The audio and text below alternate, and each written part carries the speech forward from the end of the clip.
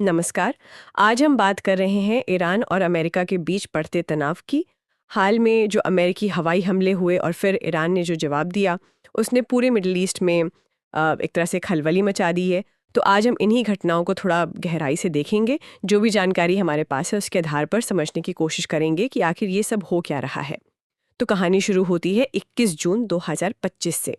अमेरिकी राष्ट्रपति ट्रंप ने घोषणा की, कहा कि ईरान के 3 अहम परमाणु ठिकाने हैं, फोर्डो, नातांस और इस्फहान। उन पर बहुत कामयाब हवाई हमले किए गए हैं।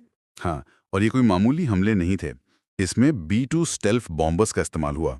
ये वो जहाज हैं जो रडार की पकड़ में आसानी से नहीं आते। हाँ, स्टेल्थ तकनीक वाले। बिल्कुल। और साथ में 30,000 पाउंड के बहुत भारी बंकर बस्टर बॉम्ब भी गिराए गए।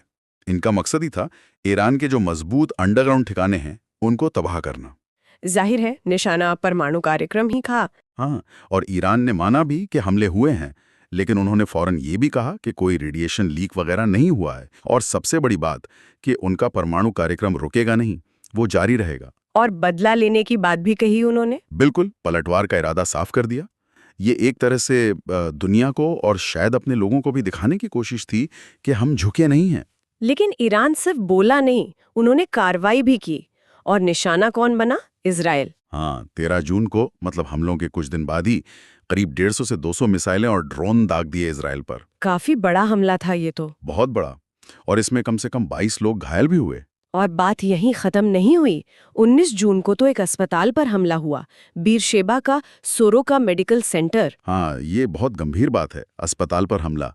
इसमें भी लोग घायल हुए, और खबरें तो ये भी थीं कि किसी केमिकल रिसाव की वजह से अस्पताल खाली करवाना पड़ा। उफ, अस्पताल पर हमला तो मतलब ये चीजों को बहुत ज्यादा बिगाड़ देता है। बिल्कुल, इसने स्थिति को और गंभीर बना दिया।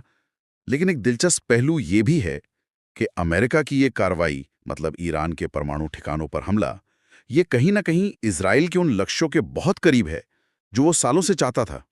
शायद ईरान का परमाणु कार्यक्रम रोकना या धीमा करना। अच्छा, तो क्या ये माना जाए कि इसमें कोई आपसी समझ थी?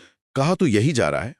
इसे ईरान के खिलाफ हमलों में अमेरिका की अब तक की सबसे सीधी और बड़ी भागीदारी के तौर पर देखा जा रहा है।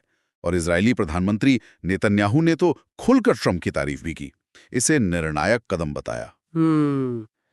तो ये दिखाता है कि पर्दे के पीछे काफी कुछ चल रहा होगा। पर इस सब का नतीजा क्या निकल रहा है? तनाव तो आसमान छू रहा होगा पूरे क्षेत्र में। बिल्कुल, पूरा इलाका जैसे बारूद के ढेर पर बैठा है। ईरान से जुड़े जो गुट हैं, जैसे यमन में हूती हैं, हाँ, वो भी काफी सक्रिय हैं। हाँ, वो भी, और हमलों की धमकियां